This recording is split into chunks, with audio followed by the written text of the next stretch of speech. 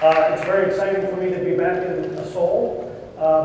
Before I came back to Red Hat in January, I was CEO of a software company called Black Duck Software, which I spent 5 years working with many Korean customers as they started to use open source in their software development. So I'm very glad to be back here, and thank you all for joining us today. So what I'd like to do in the next 20, 25 minutes or so is just put a little context around how Red Hat views the marketplace evolving and what our vision and strategy is to enable customers to take advantage of the dynamic changes that are happening in our industry. And hopefully I'll set a little context for some of our experts that you'll hear from this afternoon, like Krish and Mike and James and the others. So provide a little context about what we're up to and how we're focusing the company going forward. So you heard our colleague from IDC talk a lot about the changes that are happening. This is the most dynamic time that we've seen in the IT industry in probably 3 decades. So you have a number of changes happening simultaneously. Number one, the evolution of technology to more elastic cloud fabrics. Number two, the changing role of IT itself, moving from just a service provider to a real business partner.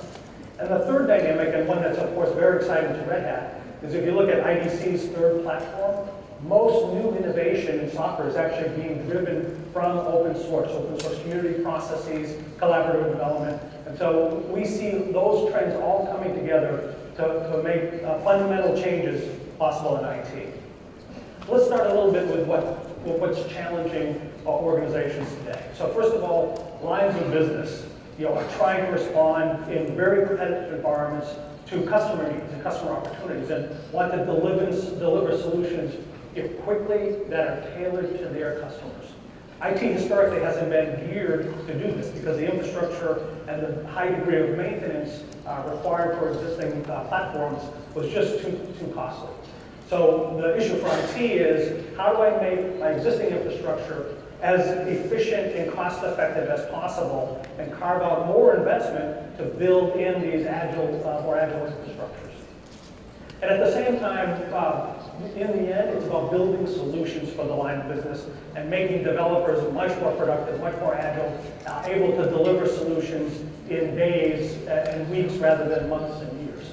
So you have all those dynamics happening, and in the end, if IT doesn't evolve to be a partner with the business is going to go to the cloud on its own. And these trends you've seen around shadow IT are going to continue. So it's really incumbent upon IT to both improve the efficiency of the current environment, evolve to a more elastic architecture, and equip developers to build on those new capabilities quickly. So fortunately, we've got some tremendous technology changes happening that are going to make this much easier for organizations once they're committed to go to that path. Everything that's happening in terms of elastic cloud fabric, DevOps, development enablement, and containerization of applications, all serving to make this possible. And I'll talk about our view on this as we go forward. And just one last point. Our colleague from IDC made this point as well, but you really do see the role of IT changing from sort of classic infrastructure provider, an application developer, to a true business partner who's helping the business build solutions quickly, but also making judgments around how to evolve the fabric and how to provision infrastructure and capabilities for the different application and workload types. So, we refer to it as hybrid IT, or others have talked about it as bimodal IT, where you have your classic infrastructure, managing it in as cost-effective a way as possible, but also building this agile infrastructure sort of as part of it. And we see those going together in the hybrid cloud architectural model. So when you put that all together, IT now serves 2 purposes in support of the business. Its historical responsibility to protect the business, to ensure that data is secure, ensure that we're compliant with regulations and corporate policy and the like. But more and more, the role is also to serve the business, to equip the business to build solutions quickly and be more competitive. And you see the architectural fabric evolving to respond to both of these roles simultaneously. And I'll talk about how our technologies fit into both serving the business while still protecting the business. So we talked to obviously many customers, and they're all thinking about how can I build an infrastructure that serves the business, protects the business, provides effective traditional workloads, and starts to evolve to more elastic ones. And we talk about our vision as the open hybrid cloud. I'll talk about what we mean by open a little bit later, but let's first talk about what hybrid really means. So, many vendors will try to steer customers to a particular deployment style, deployment footprint, because it best serves their businesses. In our case, we see a natural evolution of applications across the spectrum from single server bare metal environments. We're going to see applications continue to reside on bare metal servers, those that have specific requirements about performance or data locality, those kinds of things. Server environments aren't going away.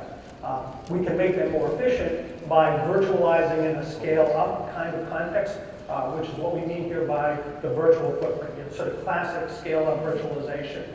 But more and more, to build in the agility for applications, it's about building an elastic cloud computing fabric, both inside the firewall, in the private cloud context, as well as outside in public clouds.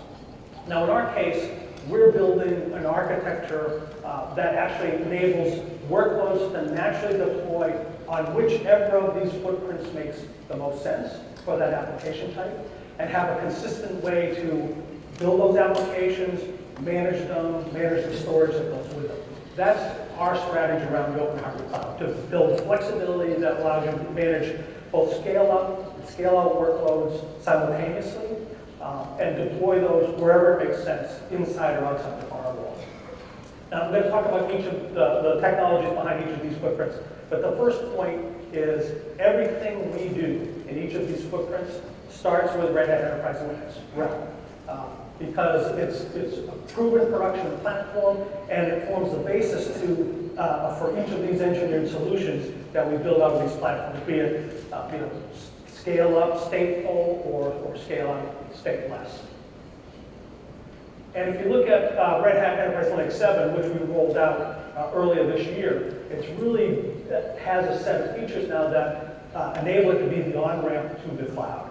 Things like support for containers, what we've done in terms of performance and integration and management. All the features that we're building into RHEL are really designed to have to be an effective basis for all of those 4 deployment footprints. As I mentioned, our strategy is to be able to have applications deployed in whatever form makes sense. But there are some core technologies that transcend each of these footprints and make it much more powerful, because you can build applications, deploy them wherever, manage them in a consistent fashion. And so let me just talk about the threads that make this possible. So the first common technology is Red Hat storage. We've done a number of acquisitions in this space to build out a very robust software-defined storage fabric for block and file and object storage. What's really important about our storage fabric, though, is it enables massive scale-out for your data, number one. And number two, it gives you a single, consistent view of that data, regardless of whatever deployment footprint you're running that application on. So, for example, Gluster, our Gluster file system, provides a single unified namespace across all of these footprints, regardless of whether you deploy your data inside the firewall or outside. So you get a consistent storage fabric across each of these 4 footprints. And I know there's a great breakout session this afternoon on Red Hat storage. Second one is CloudForms. So CloudForms is our product name for our cloud management platform. And this is unique in the industry for a couple of fundamental reasons. First of all, it's the only cloud management platform that was built contemplating managing both scale up, virtualized application environments, and scale out cloud environments. Both, again, inside and outside the firewall. So from a management perspective, you get a single view of where you're provisioning workloads to, their performance, their characteristics, and how they're operating, regardless of which of these 4 footprints, again, that it's running. That's the first point. Second point is CloudForms is inherently heterogeneous. So it manages not just our cloud platform and our virtualization technologies, It manages VMware. In fact, we have customers that have deployed CloudForms because it's a better cloud management platform than VMware's VCAC, VCAC. So we manage VMware environments, we manage Microsoft environments on the private cloud and virtualization side. And we can also manage workloads that are pushed to the public cloud via AWS or the Google Cloud. And in fact, our management and our footprint straddle everything we do. So from a public cloud perspective, we work with partners. I mentioned Google and Amazon, but we also have a certified cloud partner program where they deploy consistent infrastructure to what we provide across these footprints.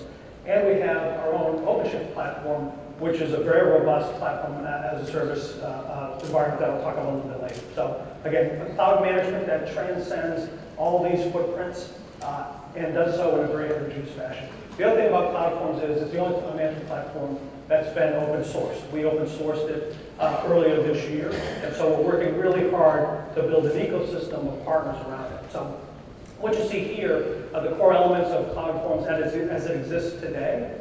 But when we're back here a year from now, you'll see this picture evolve because the fact that we've built a community, an open source community around ManageIQ, which is the community project, we're going to see a robust ecosystem of system management vendors and people building value added around this platform, using the same collaborative open source development model that we use in every other part of our business. So we're very excited about that program. We've kicked it off. There's been many, many thousands of downloads already, and we've already got a number of partners in our management partner program.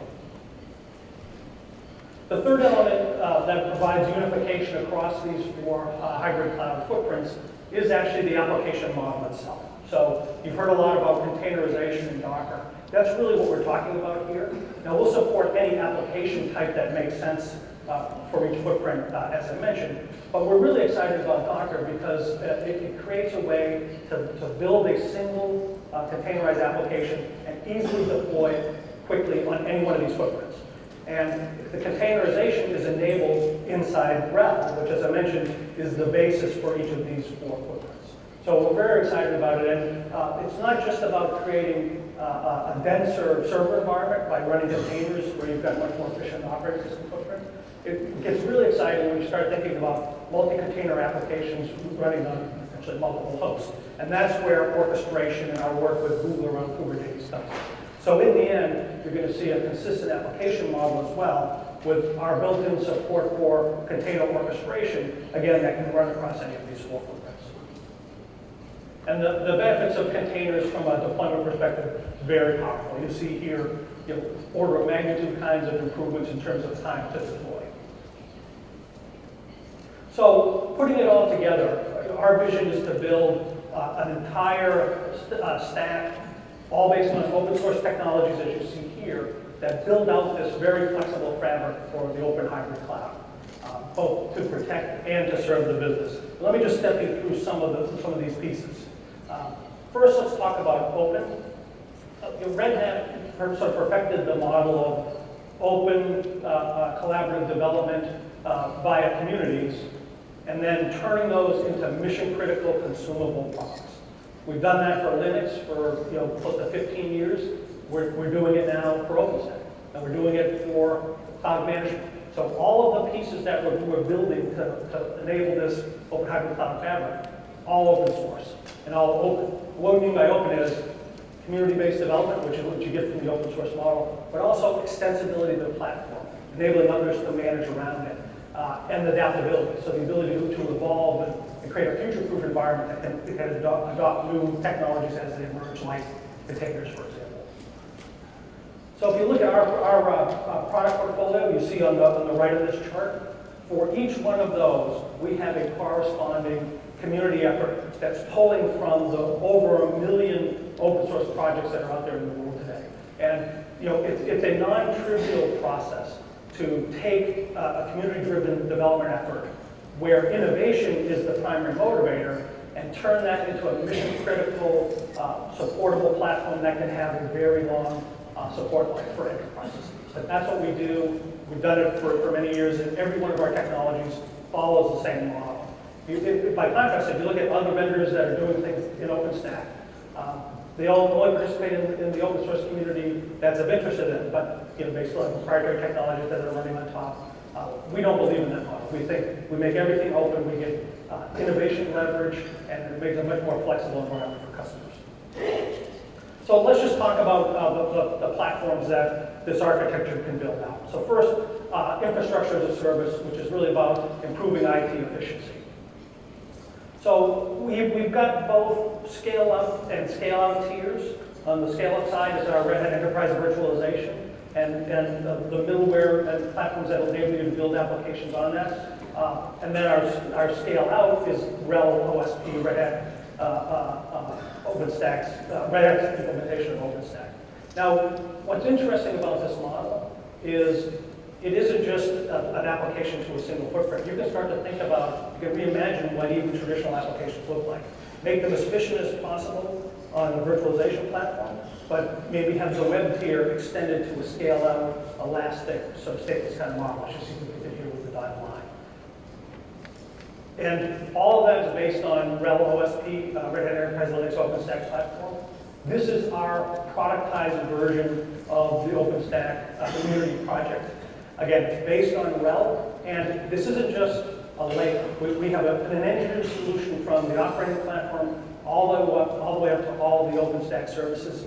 That's the only way really to build a mission-critical, long-term supportable cloud infrastructure. And in our case, version 5 we released earlier this year. We've committed to a 3-year support life for RHEL OSP version 5, and we'll continue to extend that window as OpenStack evolves.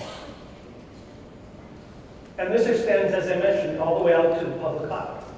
You look at what we're doing, for example, with OpenShift. It's all built out of the same core technology, so you get a high degree of consistency if you want to consume it as a platform as a service, or you want to tailor your own infrastructure for unique environments. All of our technologies are consistent across, again, any of those footprints. And it's heterogeneous. So if you don't choose to standardize on Red Hat Enterprise Virtualization, which is our virtualization platform, maybe your VMware shop, that's okay. We'll help you build an elastic cloud, sort of part and parcel to your VMware infrastructure, and then those common elements that I talked about before can make it much easier to manage across those environments. Same on the public cloud side. If it's not one of our cloud partners, if it's not OpenShift, we're still working with Amazon and Google and others. So next thing is how we improve developer productivity. And this is really our PaaS platform, as I mentioned, OpenShift. What's exciting about OpenShift is it's all the same technology. So you can have our PaaS platform and our IaaS platform sort of deployed all as part of a large infrastructure. It's all very consistent, all using container technology. In fact, OpenShift has been using containers as its deployment model for quite a long time. What's really exciting is what I've got at the bottom of this slide here. So if you put all these pieces together, version 3 of OpenShift is what we have in development today. And when it comes, you're going to see some really exciting things. It's going to be enabled on our specialized RHEL footprint that we call Atomic, which is a narrowed down version of RHEL, completely compatible, specifically for running Docker-based containers. OpenShift's going to leverage it. It's going to support the Docker container format by a project called Yeaton. And it's going to leverage Kubernetes for orchestration among all those containers and provide for continuous integration, continuous delivery via Maven and Jenkins integration for a full-on DevOps platform. It is a DevOps platform out of the box. And as Jay talked about, our customers love it because it just works. And then next, let's talk about business agility. One of the great things about Red Hat's middleware is, we've evolved it to be able to deploy into classic scale-up environments and actually carry it forward to the PaaS platform with our XPaaS services. So this gives you the ability to build, PaaS-based, robust mission-critical applications using all the same development and deployment technologies that you use on those other footprints again. So JBoss evolved to a set of PaaS services for application integration, for mobility, for business process management, and so on and so forth. So, in fact, we've done some interesting acquisitions recently. We just announced a week or so ago the acquisition of a company called Pete Henry, which provides for back-end mobility services in support of this environment. So again, everything that we do provides consistency across that open hybrid cloud architecture, all the way up to including our middleware extended to the PaaS platform and support for container-based applications. So just to wrap up, Red Hat is committed to making OpenStack and cloud forms as robust, as mission critical through the open collaborative process as we've done for Linux. And our cloud environment is incredibly flexible, lets you provide both greater efficiency for the existing IT infrastructure and agility for both that fabric and to improve developer productivity. And it's really designed to be completely heterogeneous and extensible going forward. So with that, please enjoy the rest of your day. I would encourage you to join us for the track A and B sessions this afternoon. You'll hear from a number of our experts and fill in some of the details about this. So thank you very much.